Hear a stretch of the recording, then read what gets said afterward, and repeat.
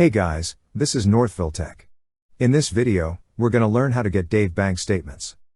If you don't have a Dave Bank account, we will put our affiliate link in the description below for you to sign up and get a $15 gift reward. But if you already have an account, just open the app by tapping on it. Once the app is open, you will see several options at the bottom part of the screen. Tap on the option that says Profile. Now, you will see a section for Settings. Under Dave Banking is an option that says Monthly Statement. Tap on Monthly Statement.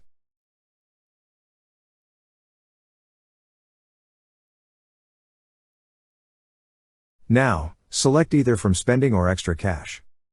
Then follow the on-screen prompts on how to download the statement. That's how you get Dave Bank statements.